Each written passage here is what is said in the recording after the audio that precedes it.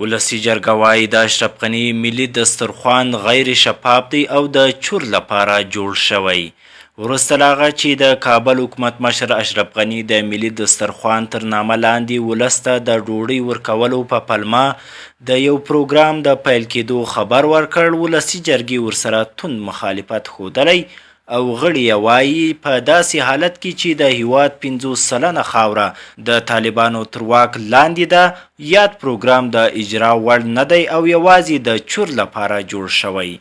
د کابل حکومت مشر وړمه ورځ د وچې ډوډۍ د پروګرام په بدل کې د ملي دسترخوان پروګرام د پیلېدو خبر ورکړ او یاد یې کړه چې د 244 میلیونه ډالرو په ارزښت به یاد پروګرام په ټول افغانستان کې پیلېږي.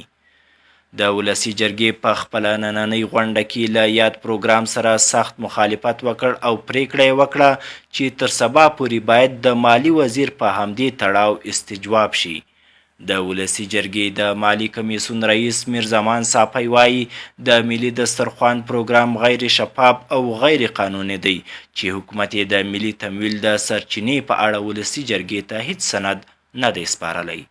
نوموړي زیاته کړې حکومت ته ښایي چې په مالي امورو کې له خپل سرو راوګرځي، هر څه د لایحې او قانون مطابق ترسره کړي. د ملي دسترخوان پروګرام د ملي تمویل سرچینه څرګنده نه ده او لا روښانه نه ده چې حکومت د پراختیایي پروژو بودیجه ورته راکمه کړي او که له ځانګړو کوډونو یې پیسې ایستلې.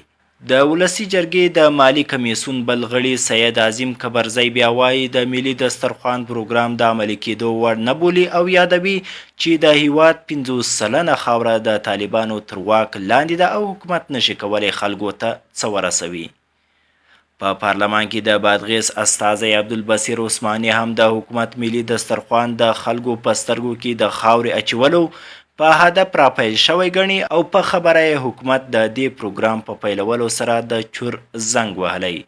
یاد دې وي چې غني داسې مهال د ملي دسترخوان پروګرام پیلوي چې د کرونا د ناوړي اغیزو د راکمولو تر نامه په ترسره شوي ټولو پروګرامونو کې پراخ فساد شوی. د ساه اخیستلو ماشینونه پاکستان ته قاچاق شوي، د وچې ډوډۍ په ویش کې سلګونه میلیونه افغانۍ هیپ ومیل شوي او د کرونا لپاره یې ځانګړې شوې بودیجه شخصي جیبونو ته تللې.